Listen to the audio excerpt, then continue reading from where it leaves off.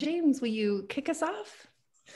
All right, everyone. Well, thanks so much for joining us this evening. This is Stubborn Praise, celebrating the here and now through poetry. I'm James Cruz. My co-host is Rosemerry Wahtola Trommer.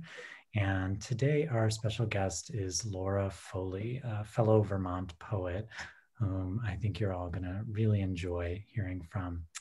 And so I just wanted to hand it off to Rosemerry so we can thank our host, Shift. Thanks, James. And I am so grateful to Shift and all the amazing women who work there. Shift is out of Denver. Their full name is Shift at Mile High. And their mission is to provide all people, regardless of ability to pay, classes and programs that are proven to reduce stress, heal trauma, and create connection. I love how forward thinking they are, that they believe that poetry is one of the ways to do that. And this very program is proof that they're finding ways to launch mindfulness into the world in all kinds of creative venues. So this evening, as usual, James and I will start off by reading a few poems. Then we'll have a long reading by our wonderful guest, Laura Foley. And then we'll have time for question and answer. Well, about 15, 20 minutes of conversation. If you have a question at that point, go ahead and put it in the Q&A box. We won't probably be answering many questions before that point, but you can certainly ask a question at any point. James, take it away. All right. Well, I wanted to share just a couple of poems with you all from my most recent book, Bluebird. And I've been thinking lately about this dream I had not long after I first moved to Vermont. I lost my father about 20 years ago now. And he actually came to me in a sort of vision or dream. I don't really know what to call it. And I felt as if he was giving me his blessing for where I had chosen to settle, the person I had chosen to settle with. And so this poem is called The Blessing. The shadow figure leaned over the bed where I lay, halfway between sleep and dream, and kissed me on the cheek. I should have felt frightened and recoiled at the sight of that not quite man with fire for eyes, but I recognized the tender glance and knew it was my father who had come back to give his blessing for this life I've chosen. Of visible stars and the ticking wood stove and moonlight on snow like a skin-tight blue dress, the fallow fields slip on at night when no one's looking. And for the man sleeping next to me, his breath building a rhythm that could calm any ghost or beast. I woke with that kiss still on my cheek, alive and burning, so I'd remember. And then next I wanted to share another winter poem. And so when I tell people this about us, they always think that we're a little crazy, but we have this flock of crows who lives on the farm with us. And crows are usually considered a menace, but we have actually adopted these crows and we feed them every day. We noticed years ago when we put out compost that this flock of crows would just like come in and would be cawing out in the woods. And so we took our binoculars, started watching them. Then we started putting peanuts and like bits of stale bread on top of the stump in the woods where we put the compost. And they just kept coming. And so now, like most trained animals, they expect to be fed in the morning at a particular time, and they gather at the rock in our front yard to be fed. So this was still early on when I was still getting to know these crows, but this is called Winter Offering. We must learn to give without reason, offer all that we have, even if the gift seems too meager. Like these heels of stale bread, I slip in my coat pocket and take outside for the crows perched in the bare maple by the driveway, 6 starved soldiers standing guard in a ruined cathedral. I break the bread into smaller pieces, place them on an overturned crate in the field, then call the crows, not knowing if they will understand, not knowing if they will come closer and accept the hunks of old sourdough already beginning to soften in the softly falling snow. So now I'm happy to say the crows do know, they do understand when they're being called, and they, this may be oversharing, but I have watched them now with their beaks. They take their beaks and peck against the branches when they're ready to be fed. So I'm convinced this is some kind of crow sign language. I don't know. So I'll hand it off to my co-host, Rosemerry Wahtola Trommer, who will also share a few poems with us. I love this story about the crows, James. I love that you've paid attention enough to read their language. And they say, you know, the corvids are supposed to be linguistic birds. I don't know about linguistic. They communicate, for certain they do. By the way, Cliff Hanks writes in the chat bar, "What, are you crazy?" But then when you were done, he left, "Wow, that's cool." So, I thought I'd show this book, Wake Up Grateful by Christy Nelson, who is the executive director at gratefulness.org. And it just came out. I love this book so much. I'd like to give this book to the entire world. It's so easy to read. It's full of stories and poems and prompts and meditations and questions. And it's wonderful.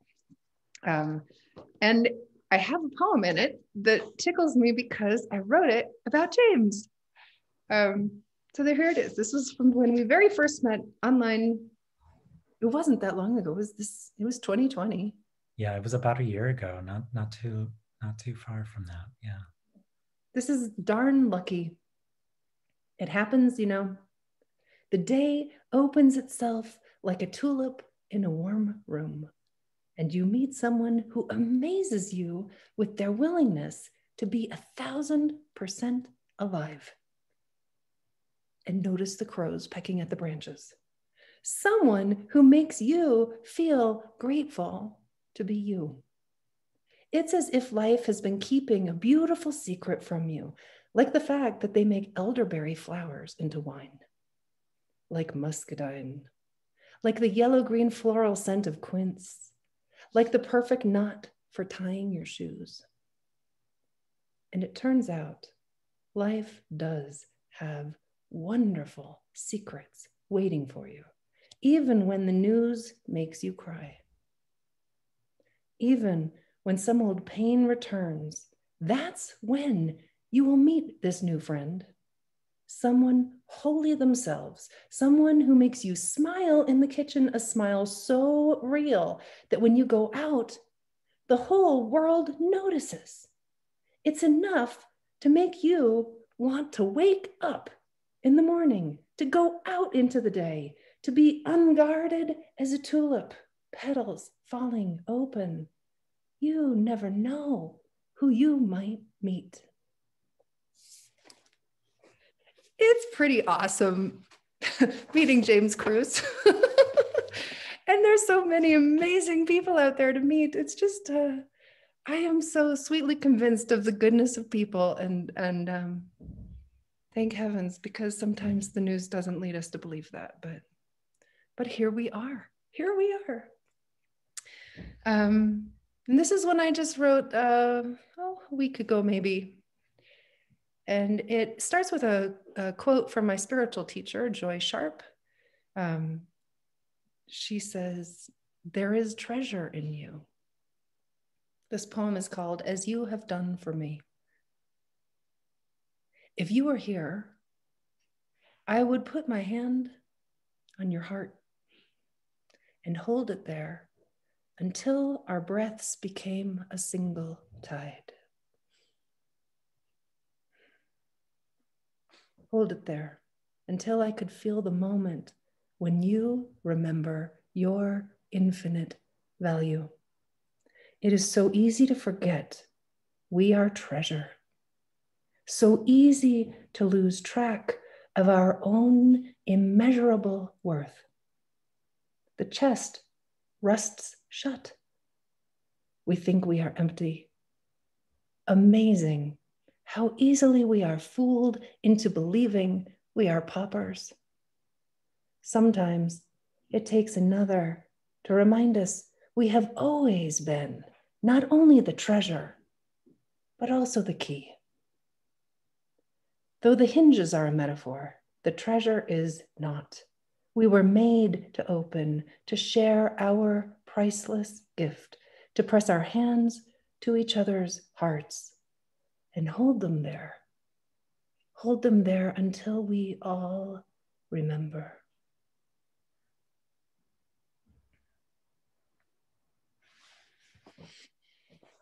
So gorgeous, Rosemerry. Thank you so much. Yeah. Thank you for sharing the poem that you wrote about me. I remember actually reading that not long after we met.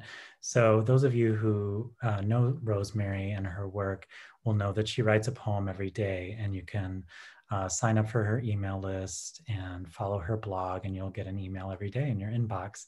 And I remember when that email came and I thought, could this be about me?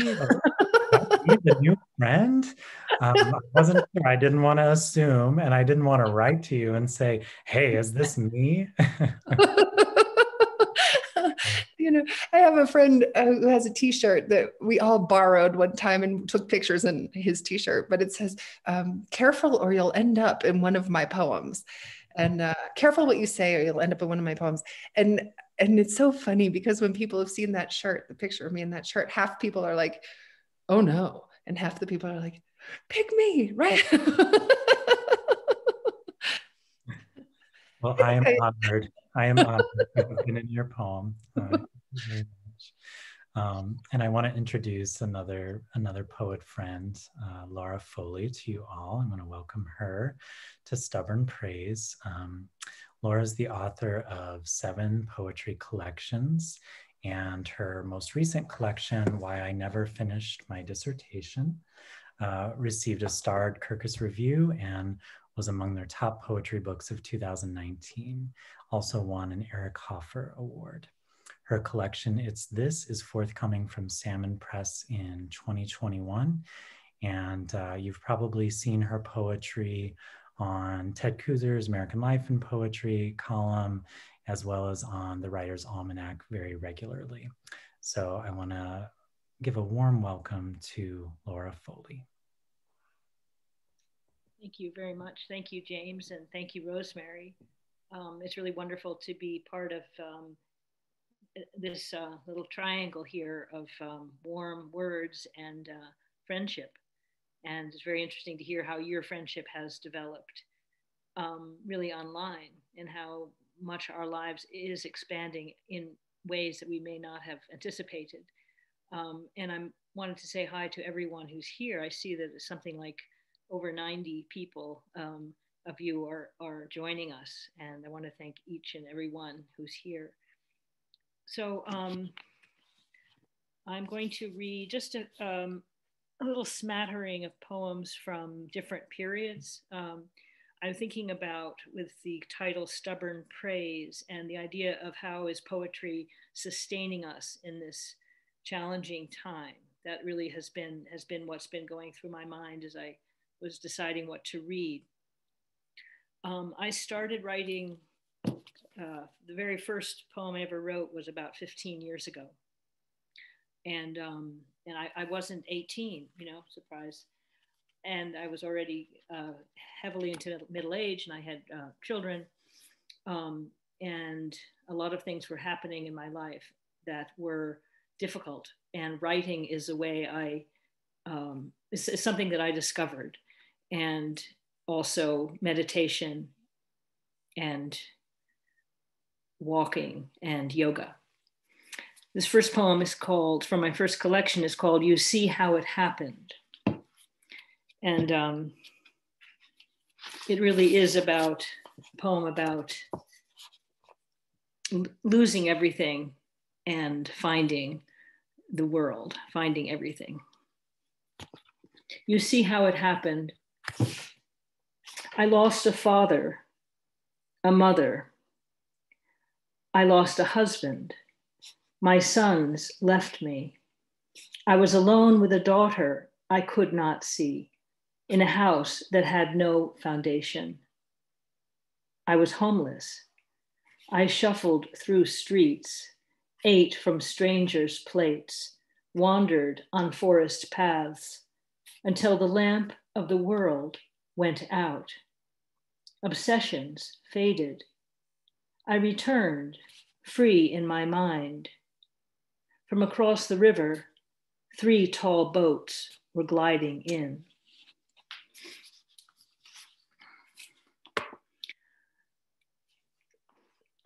So at that point, I was actually literally living on a river, the Connecticut River, and my house faced the river.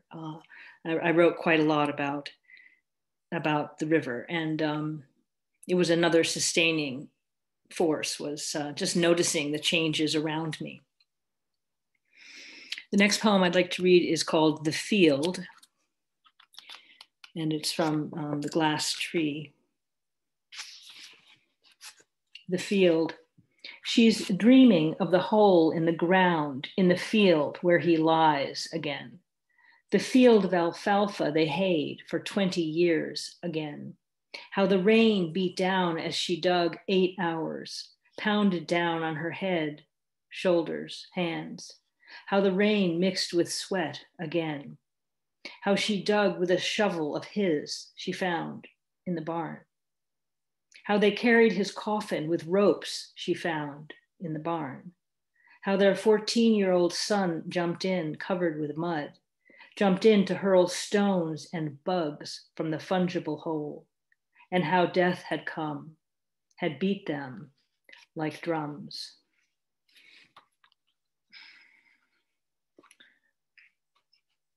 So then this next poem I wanted to read is called Not Drowning, and it's from Night Ring. I just want to show you the cover of this book because it shows the river. This is from my house, and this is a mountain, and this is actually a photograph I took. And this one is really, often people tell me that my poetry shows, it's almost memoir. It has, certainly, I've had a lot of things have happened in my life, and a lot of people are telling me that. It's like I've lived 4 lives so far, and so that becomes apparent the more you hear some of this stuff. But anyway, this one is called Not Drowning. I used to swim all the time in the Connecticut River in front of the house. Not drowning. On my back, like a corpse, enjoying buoyancy, I drift downstream as Amtrak hooting passes over. I wave at passengers from the city, peering down at me with concern. All my life I've waved at passers-by. Now I wave so they know I'm not dead. All my life I've been swimming, not drowning, despite any appearance to the contrary. Thank you. And now we're moving into, this book it's called WTF, and those are actually my father's initials. And he was a prisoner of war in World War II, and I've written quite a bit about him. And I've just been writing, even like last week, the anniversary of the bombing of Pearl Harbor, the beginning of World War II, made me feel about what it might have been like for him to be captured in China and then to be imprisoned. What would it be like to be imprisoned? I often try and imagine so this, but I wanted to read this one, which is not really about, it's not about his experience, it's about my experience as his child. Daddy's girls. He wanted a boy so badly, he called 4 girls, a Chinese curse, blamed our mother, haunted us, his unwanted daughters. Kiss me, he'd insist. Quickly we learned to turn away, duck his gaze, but still he broke us, 2 to madness, 1 to meanness, 1 to poetry. And now moving into why I never finished my dissertation.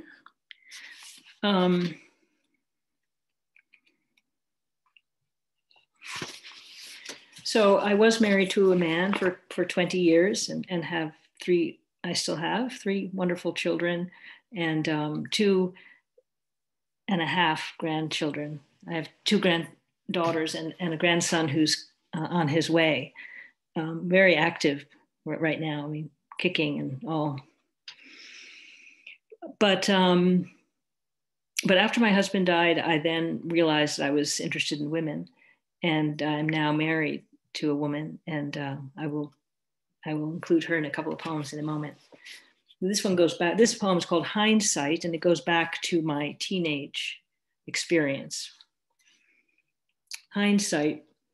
I married my first husband to escape a privileged white life, to see what it would be like to be a Muslim wife, scarf haloing my face, to be needed, as he needed, a green card. Because he was a hunchback and had few friends, and I was 19 and he was 30, so I could be different from the usual Upper East Side girl.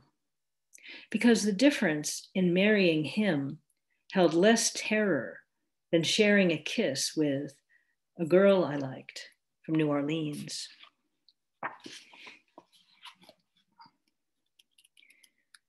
So I met Clara, and in 2012, and I forgot to say this.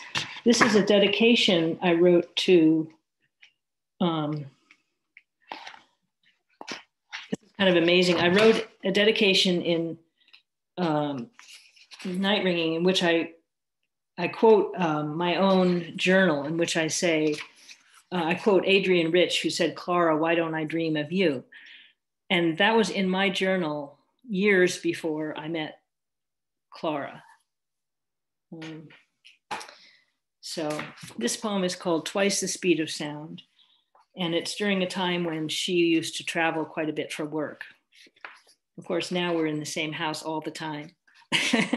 But sometimes we travel, up the hill and the other person doesn't. So, we still have a little bit of separation occasionally. Twice the speed of sound. She waves to me from the coach window, shadowed glass reflecting summer trees, her face dappled by a scree of boughs and leaves I can't see through, maples not yet reddening into fall, as she rides one plane after another over no rough seas, into no threatened war, no lack of easy communication. Still, the space expands like the universe, galaxies begetting galaxies, worlds yet unnamed, despite phone calls bouncing from one far-flung tower to another, while our wide world keeps rolling under us at twice the speed of sound.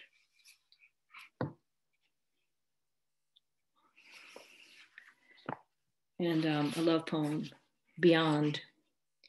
I don't think of her as woman or man, just as I don't gender sunlight on my face the first coatless spring day or wind lacing the waves. The particular beauty of her eyes and gait, the tilt of her head as she listens, exist in a realm evolved beyond any words I know, soul beyond any description of rose or peony, the way she tends me as one would a flower, so my leaves droop and petals wither when she is away from me.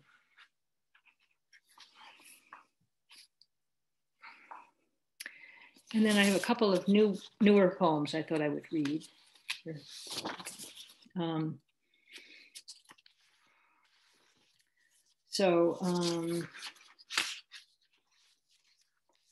Well, of course, I miss my grandchildren, especially my granddaughter one who lives nearby. I can see quite often, even if it's outside, but we can get together.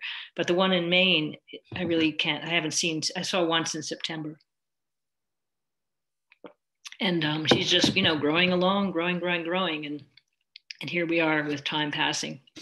So this is about a video call I had with her was back in March or April. Grandparenting in the time of COVID-19. She shows me her flowered dress, striped leggings, leaps out of the frame onto the bed. I see a blur of her from time to time dashing by. When I plead to the empty screen, I'd like to visit you, hold your hand, walk along streets, cross that little bridge over the swollen river for an ice cream, strawberry if you like.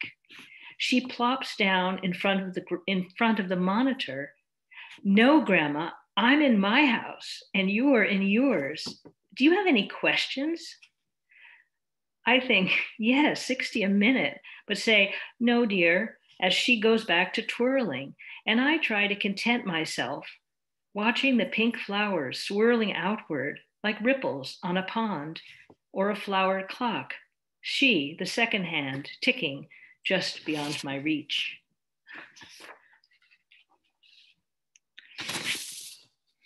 So one of the blessings of where we live, where Clara and I live on this hill in Vermont, is that we can access trails.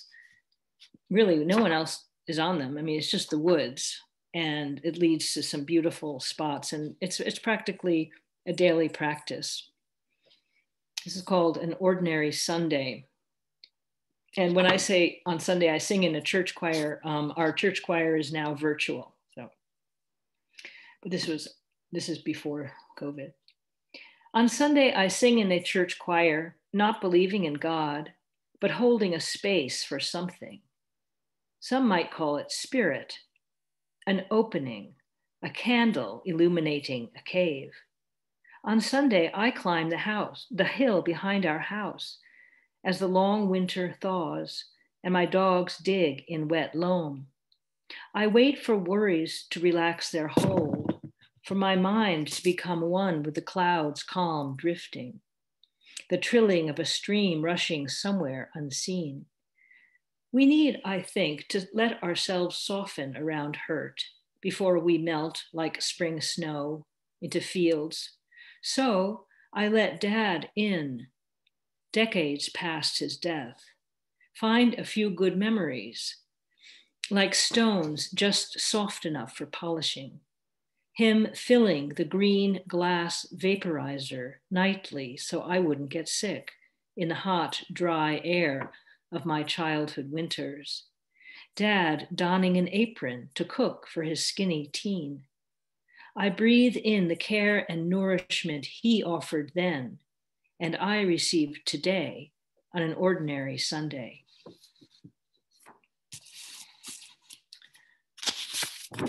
I have two more. We okay? Okay. So, yeah.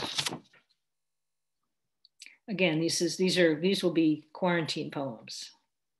Looking the other way. I go out and climb the hill to see the way grass accepts the wind's direction, how it yellows with the season, goldenrod fading to ashy gray, to brush my hair with the breeze, to hear the poplar leaves speaking of autumns in between. But sometimes, instead of gazing toward the woods I've climbed, I turn and look the other way, toward mountains that lead to other mountains, and then the sea. I imagine I'm a butterfly, the orange and black one just now taking flight, lifting to the topmost branch. I envision a 1,000-mile journey along the coast, over the Gulf's wide, churning waters, her fragile escape.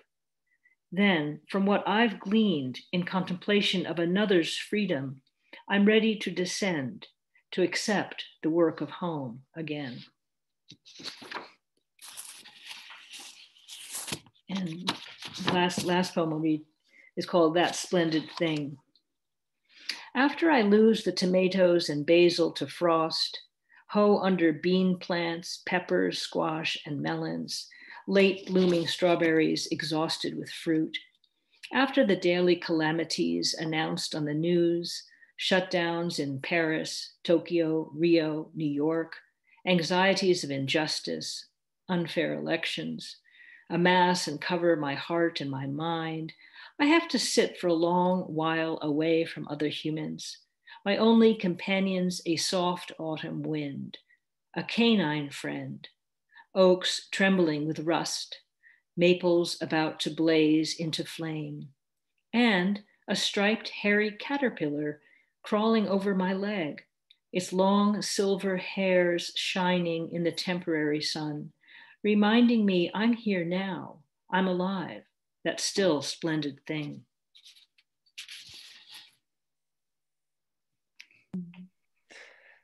Oh, lovely. Thank you so much, Laura. I'm alive, that still splendid thing. Put a line. Way to knock it out of the park, friend. You know, I'm thinking about one of the lines in your poem, one of the recent ones that said we need to soften to our pain. Mm-hmm. It's such a beautiful line, and I wonder, does poetry help you do that?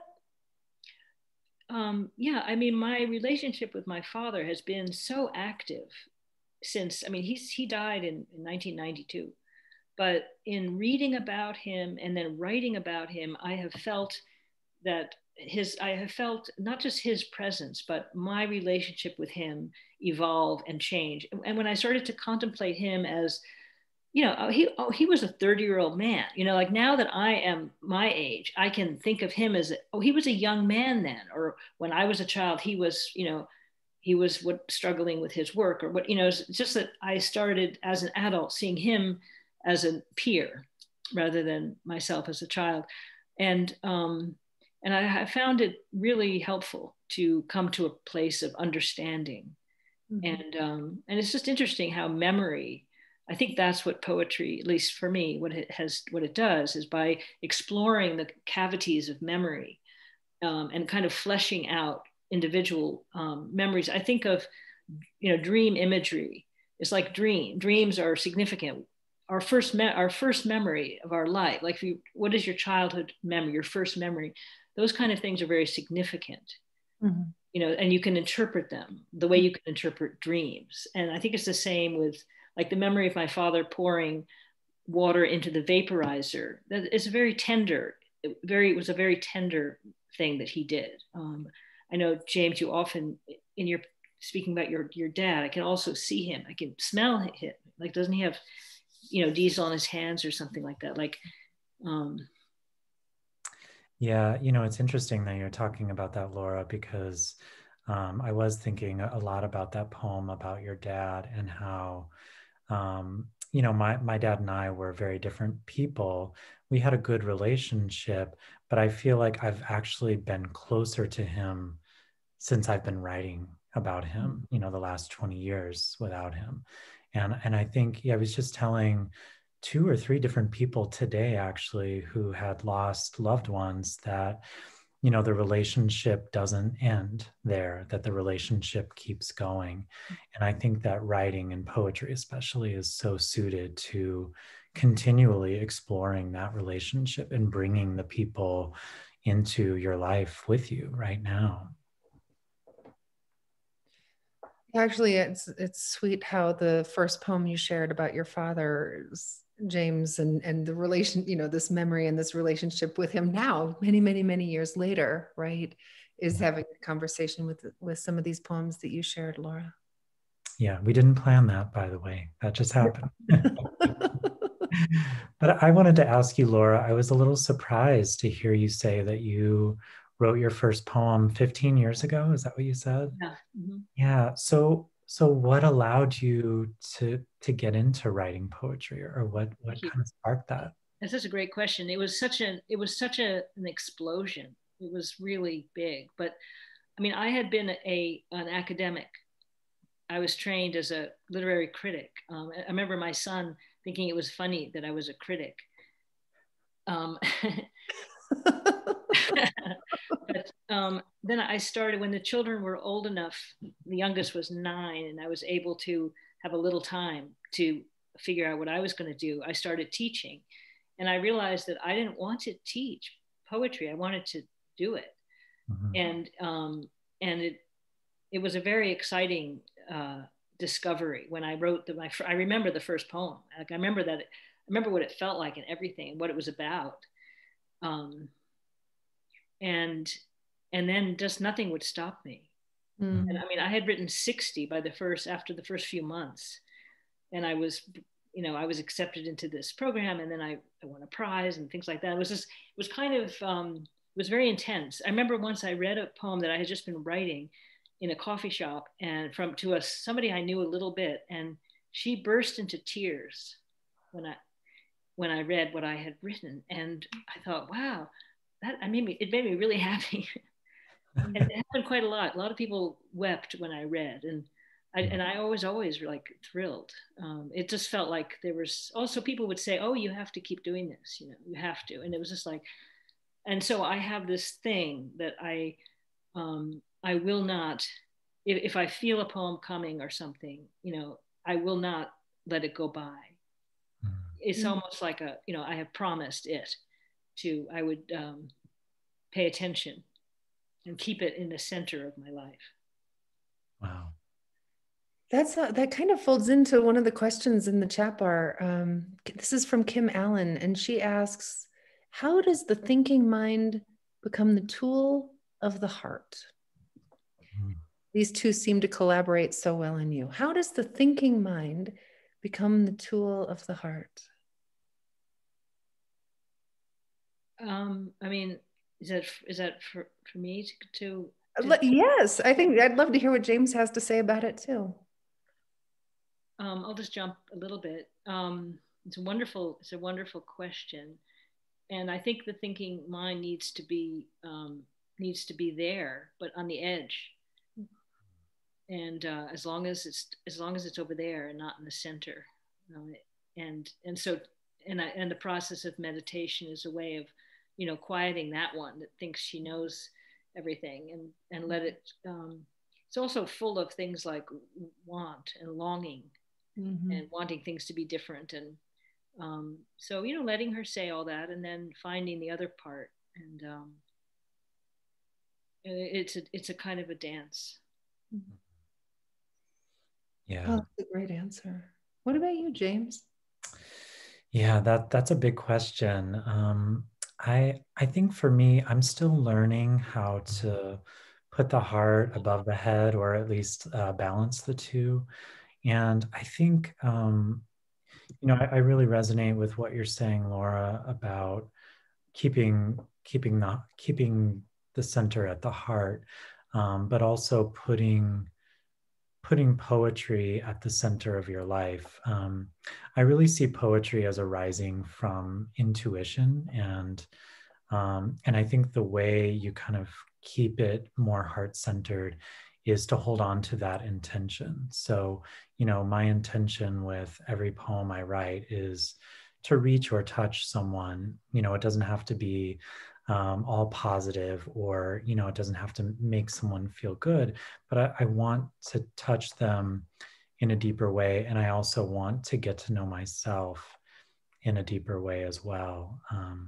So I feel like I'm not being very articulate in answering that, but I would love to hear what you have to say, Rosemerry, as well. Oh, well, at first, I think that was very articulate. I think that knowing that the poem is there to serve someone, right? Even the self, I think is big. And I guess I think I am totally with Laura that I think that it has to be both, right? We totally want to use our brains and our hearts. However,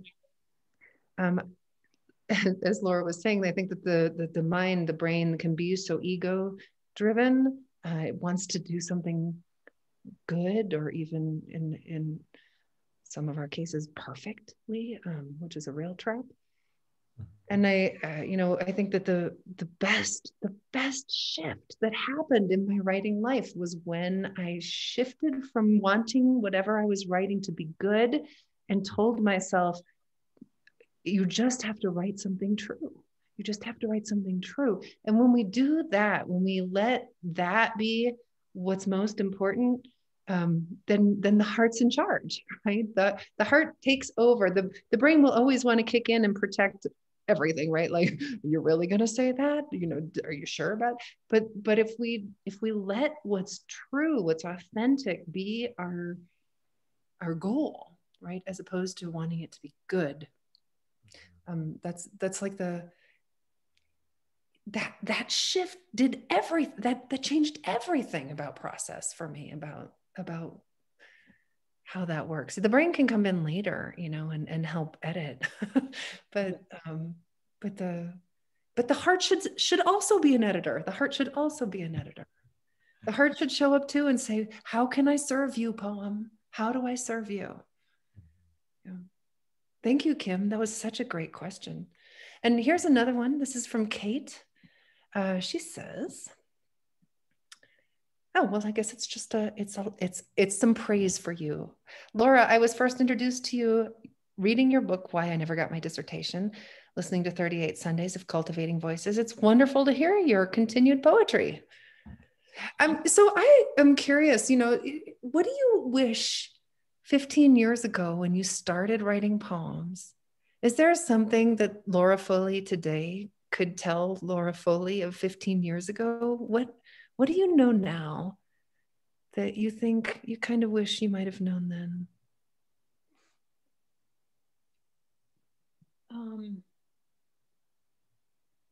I guess just to say that everything is, well, mostly I was concerned about my children. They're really central, and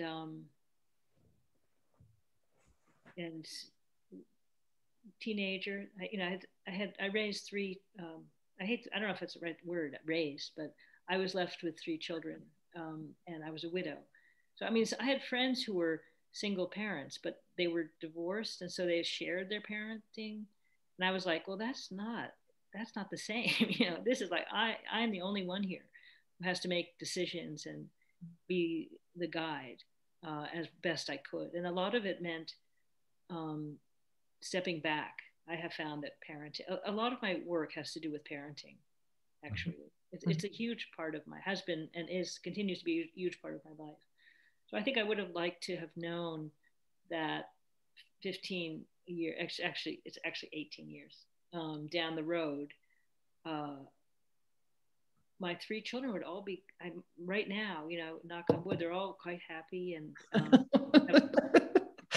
you didn't need to worry so much. Right. So some of them they may be here now, and they have partners, and my youngest daughter lives on a farm, and she's also happily with someone, and she's quarantined there with her farm. It's a therapeutic farm, and so wow, to have known that. And, yeah, I think the message of just stepping back. I'm not a parent, so I can't speak to that. But I've had friends who have told me that it is sort of the ultimate creative process in a way. And I know that from my own creative practice, I think that is the message that I would want to give to my much younger self is, things work out much better and life is much easier if you do the effort, put in the effort, but don't do the extra work and expend all that extra energy of worrying so much and fearing and doubting. Maybe that's the thinking mind, and maybe that's where that comes in. But do you think that the worry served you in any way? Is that for either of you? Was there any benefit? Was there a blessing in that, or was it? I would say that I had a lot at that time. I had a lot of things that were difficult, and that's when I really learned to let go. I had to. Yeah. It was a. And that was the best thing that I learned. It was like a free fall. Yeah. And that's why I used to sit by the river. The river is what. I would just check the river, and also there was a mountain, and there were things like that. I had to send my daughter away to a school, which she ended up thriving at when she was very little. She was 11, 12. And that was very, very hard. So I wasn't I wasn't consumed with worry. So it wouldn't be fair for me to say that, oh, I didn't know that. I just had to take these lessons that were very difficult, and I'm very grateful to them. I'm grateful to the lessons. Um, so, that's all. I think um, I just want to make sure I don't become too comfortable now. You know what I mean? Now, I mean, when things were not easy, my practice was much stronger. Mm. Yeah. Oh yeah. See, I mean, isn't that a blessing? It doesn't look like one maybe at the time. Stubborn blessing. But here's a question from Phyllis Koldai. How do you integrate reading? Oh, by the way, hello, Phyllis Koldai, who has a gorgeous, gorgeous book, Poetry of Presence, an anthology of mindfulness poems. Nice to have you joining us, Phyllis. And she's asking, how do you integrate reading into your writing practice? Are there enough hours in your day? Never, are you kidding?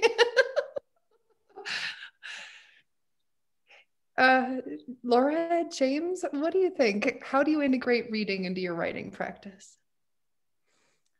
Yeah, I like to start the day with some kind of, I don't know, sacred reading. So here lately, it's been some dipping into Mary Oliver's devotions, her collected poems.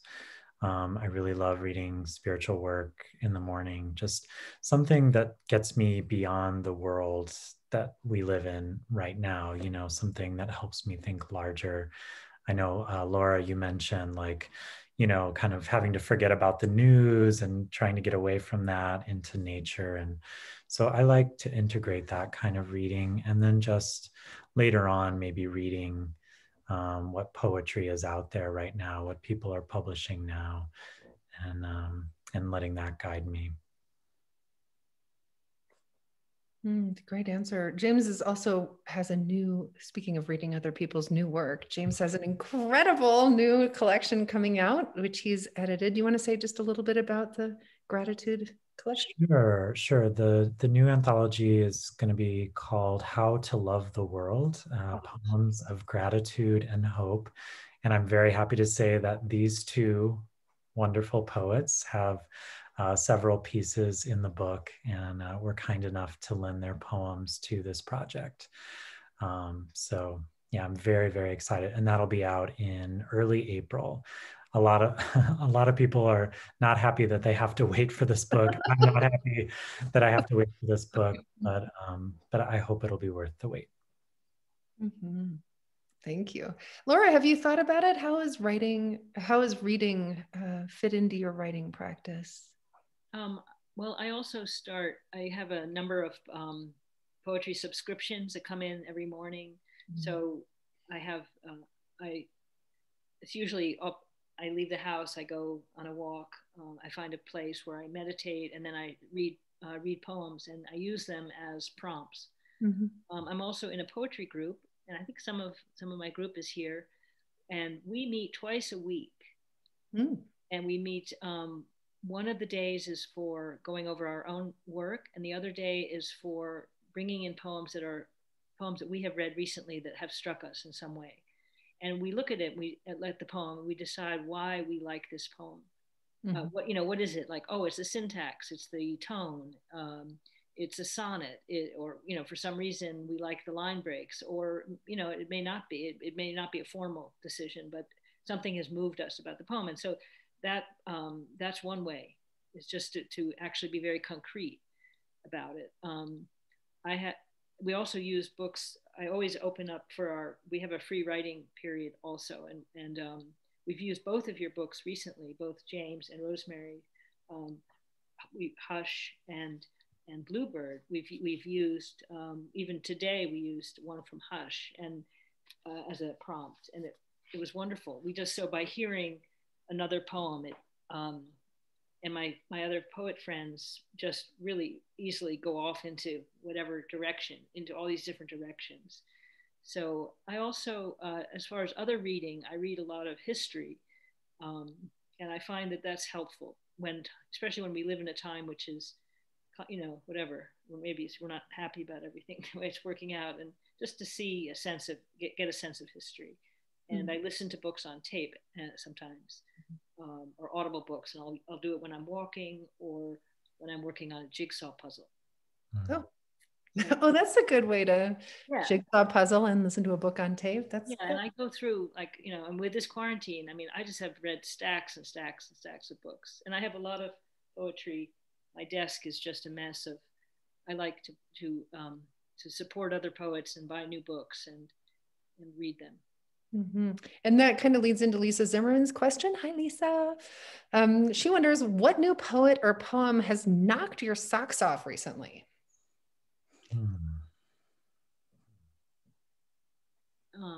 All right, James Cruz knocked my socks off, but that wasn't totally recently, but still, like, I feel like I'm still in the phase where I just want to shout from the rooftops, and I am in great company. Like today, or this last week, Naomi Shiabnai chose one of his poems for her last column in New York Times, and he was in the Ted Kuzer's review. I mean, like, I feel like, and here you are. I mean, come on.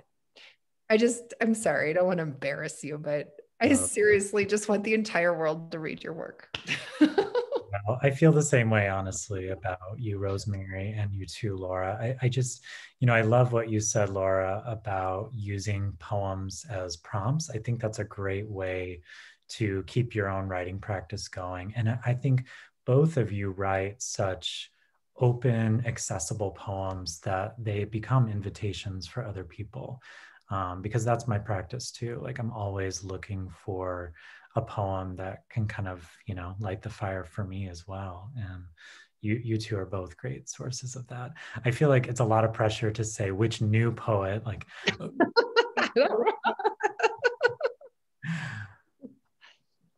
And Danusha Lamaris, I fell in love with her this year too, and who I first read in Phyllis Coldey's and Ruby Wilson's Poetry of Presence. But then her book Bonfire Opera, oh my goodness, that book just, as you said, Lisa, it knocked my socks off, and it knocked off, my sweater and my hat too. Like it took off all kinds of stuff and made me excited to be alive. Yeah. And one of her poems came to mind, Small Kindnesses. I mean, I feel like this poem has made it around the world, but there are still many, many people who have not heard it. So I'm always trying to share that poem with different groups, especially right now. It feels so relevant. Mm-hmm. Mm-hmm. Here's a question from Jill Bergounce. I hope, Jill, I said your name right.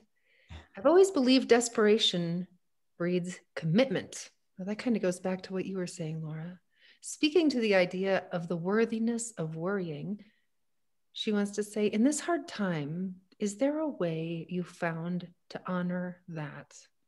How do we honor the way that desperation breeds commitment, that even something like worrying can be worthy of our attention? I mean, James, I think you shared a poem of that nature today, wasn't it? Which is really was about, about being wherever you are, perhaps wanting this to be over, like, oh, COVID, let's get it done. Yeah. And I have noticed in myself, this need to come back to what am I missing right now? What is unusual? This is an unusual time. So let's stay here while we're here, because it won't help anyway, right? I mean, unless you are someone who's working on vaccines or something. If you're a poet living in quarantine, you might as well just be with the difficulty, whatever the difficulty is, because this is where you are, and you can't be in that other place anyway. It's just an unnecessary tension. Yeah. Yeah, and I do think there's a way to honor the worry. I mean, I think what we were saying earlier is, is there a blessing in worry, or is there a blessing in anxiety? And, I'm an extremely anxious person, and I would say it has been a blessing in a lot of ways, because anxiety brought me to meditation. It does make me want to be a better person, a better poet.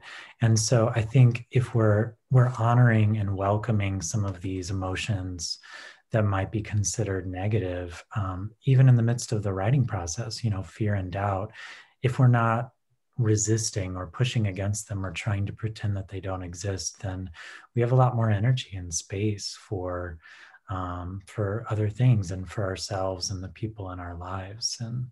And I think, Laura, too, what you're saying a lot is, take the lessons that life is giving us and stay with them. Don't try to escape from them or maybe try to control. Just perfect that art of, just backing off a little bit and trying to let go. Yeah, that notion, radical acceptance. Yeah. Or saying yes to what is. That's one of my favorite phrases also from my teacher. How do we just say yes to the world as it is, which includes worry and desperation. And I mean, I've done that with dentistry. Way to apply it where it counts, Laura. Well, it's I mean, it's not, not everyone has to do this, but it was very instructive to not accept anesthesia and have work done, and it meant I had to be really just all the things that we're saying, but it was very concrete. It's like I'm in the chair and this is where I am now, and yeah, part of me would rather not be here right now. What can I learn from being here, and can I notice the pain, and then noticing how the pain was really not one thing. It was kind of, it got, as I went into it, it gets thinner and thinner and thinner and thins out. It's like, and then also noticing or cultivating the feeling of this dentist is so well trained, and this is her female dentist. She loves her work. I could feel that she loves her work, and she's in my mouth, and the assistant. And then one of the times I was doing it, it was like I realized her name was Angel. Literally, it was, Angel was the assistant, and the main dentist is Angela. And it was like, it was just all kind of fed in and helped me to think about my mother who died from choking. Oh. And it helped me to imagine what that might have been like. At one point I'm in the dentist chair and I'm being covered my mouth, and I start to get scared, and then it's like I open up and realizing I'm not choking, she choked, and I just felt closer to her, and it was actually a very profound experience. Wow. So anyway, just an example of how a difficult situation, a clearly difficult situation, became something really fantastic. Wow. Have you written about that? The angels in your mouth? It sounds like a poem as you're telling us about it. Well, I wanted Laura to be my meditation teacher. Obviously, you're so much more advanced than I am. You could sit in the dentist chair and just have this profound experience. And I'm complaining if they're cleaning my teeth. So experience for me. That's more normal. Well, friends, thank you so much, Laura. It's such a thrill to have you. And James, I'm always so happy to see you. And especially this time of year and this time of life and this time of the world to get together. And do you want to each read, should we all read one more short poem? Do you have something you can pull up? Sure, yeah. Here, while you're looking, I'll read one. This is one I wrote just recently based on a conversation with my dad. I guess I should jump in on the father, the father poems. This is called Small Things. Small things aren't just important, says my father. They're everything. And I think of how night after night he'd lie on his back on the floor and bench press me as I stood with one foot in each of his hands. Years later, every morning, he'd lift me with a phone call. This is the Broadmoor. This is your morning wake-up call. He'd say it in his snootiest, haughtiest British butler voice. And years later, when we hold hands, he rubs his thumb across my thumb, a small, familiar gesture of love. Now, wishing I could hold his hand while we sit in different rooms together, 1,000 miles away, I can almost feel the pad of his thumb move across my knuckles, the way wind moves over water and creates the weather. It lifts me. It's everything.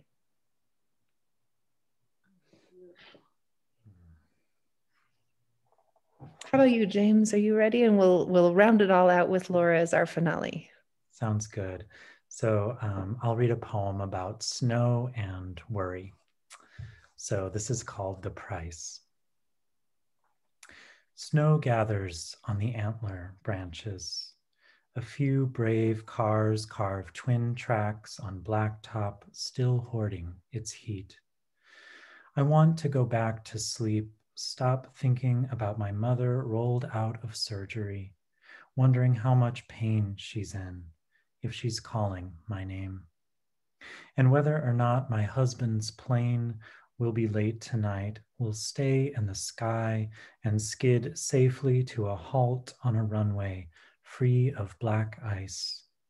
It is the price of love, this worry that fills the ravaged yard, piling quite silently against my life, no matter how warm I keep the house, how much salt I spread around it. Thank you. Read a poem about my mother. Learning by heart. I was 7, couldn't sleep, fearing my French teacher, afraid I couldn't learn a line I had to memorize.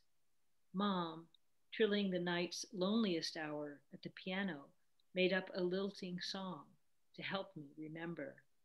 I did, and still do, her voice etched in tenderness, fingers running over the keys somewhere deep inside me. Beautiful. Thank you, Laura. Wow. Oh, thank you. Thank you, James. Thank you, Laura. Thank you, everyone who showed up to share poetry with us tonight. Gosh, I feel so full, so rich. And we're all over the country too, right? Oh, yeah. And there's been so many lovely notes in the chat bar. Thanks, everyone, for all the thoughtful, positive, uplifting, warm, encouraging, supportive things you've written. It's a pretty amazing world we're in. Yeah, just thank you to everyone for spending time with us. And thanks again to Laura for joining us this evening. And thanks again to Shift, our hosts. Bye, everyone. Bye-bye.